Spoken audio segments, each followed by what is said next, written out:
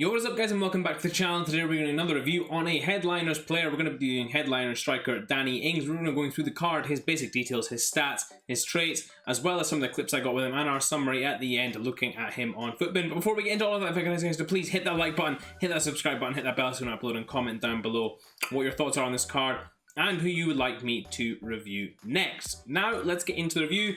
Danny Ings, 85 striker from Southampton, English player of course. I played him in this formation here. I subbed him in at the start of the game for Daniel Malin and switched him about positions, tried him once on the left wing as well and up front too. Getting more into the specifics of the card, guys. 5'10", high work rates, right footed, 3-star skill moves and 4-star weak foot. So not bad on the face of it. Guys, I will say initially on this card the problem that I have with it is that his touch isn't good enough. That seems to be the main problem with this card. His speed, it's low, but it's usable if he's technical enough, and for me his dribbling and passing isn't high enough to warrant that, say that he's good enough. His high work rates don't really seem to affect him that badly. He did well for me, 5 games, 9 goals and 3 assists, so not a poor return.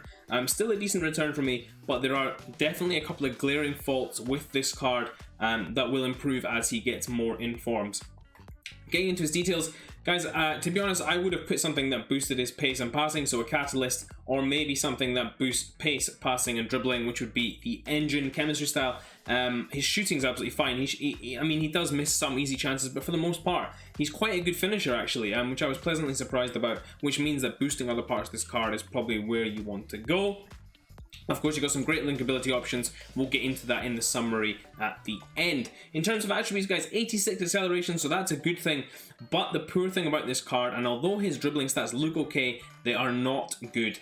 Something is off with his dribbling. His touch is very loose and stiff, and that means that when you're trying to go up against defenders or hold them off, you do struggle a little bit at times to do so. The standout stats on this card, though, guys, are his jumping and heading accuracy. He's absolutely fantastic at heading the ball. You'll see a couple of goals. One of them absolutely ridiculous. I think it's just a glitch in the game, which he scores with absolute aplomb. Another great strength of this card is his strength, actually. 75 strength doesn't seem like that much, but actually it's really good. It seems higher than that, and he holds off defenders really well once he kind of gets the shoulder in front and things like that. Other cons of this card, guys, his stamina is a little bit low, especially for high work rates. He tends to tire himself out by the end of the game.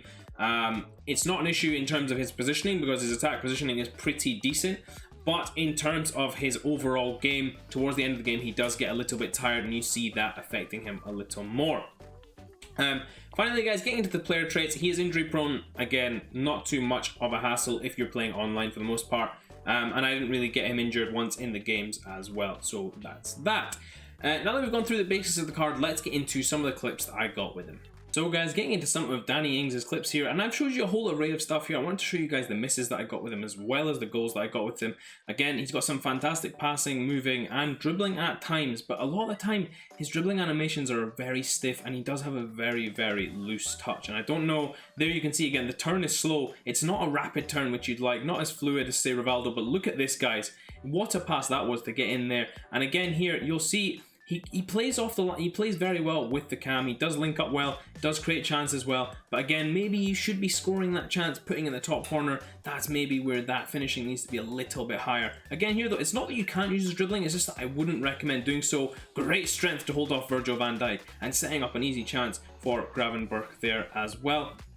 Again here, playing beautiful chance. Poor finishing by me. Maybe should have taken that one more step and then tried to strike that. But again, he's great at creating the chances, and this one here, unlucky to finish that in the far corner with that 4-star weak foot as well. He's good with the running as well, guys. He does make the runs because of that high work rate. He makes the runs, he makes the moves around the box, and does get good chances. Again, it's just about sticking them all the way. Dribbling is decent again here, guys. Look at that, skipping past 2 defenders, skipping past Kyle Walker again, but unfortunately the defender gets back in the way there.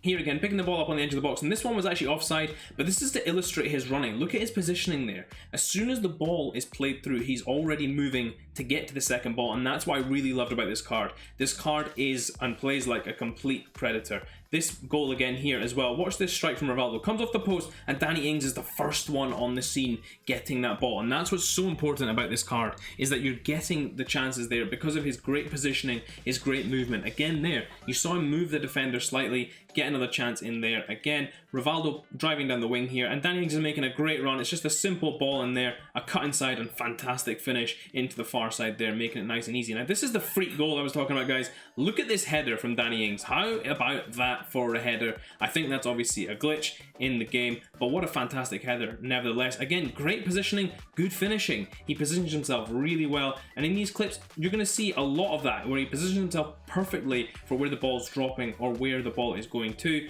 and he gets himself in the area to get a good goal. Again, nice dribbling here, takes it around the second man, and a beautiful finish into the bottom corner. Again, you can see my reaction, how happy I am there. And in this last one here, guys, you can see winning the ball back, good running, little turn inside there. Again, waiting for the last man to come over, but left-footed finish right into the bottom corner.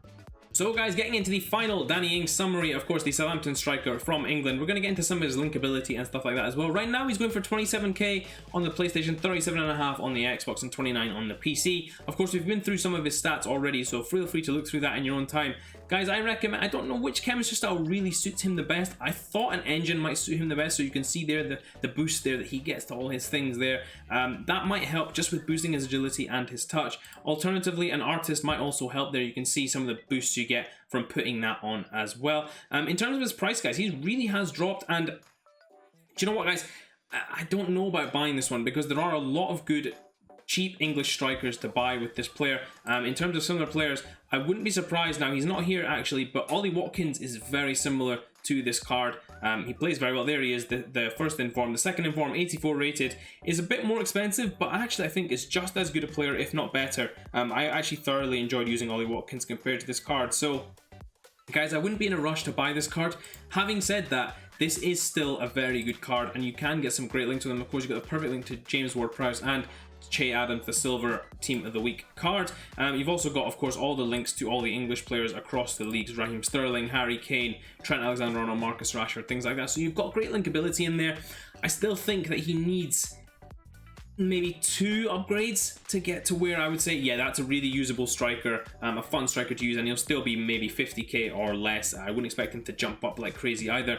But right now, as it stands, guys, I don't think I wouldn't recommend buying this striker unless you really are looking for a super cheap option that you can maybe get lucky with and get a nice upgrade with. I would not be investing in this card either. It may make a slight return when the price jumps up a little bit after this week, but overall, guys, it wouldn't be worth your investing time either. Hope you guys did enjoy the review, and if you did, please do smash that like button, and until next time, I will see you all in a bit.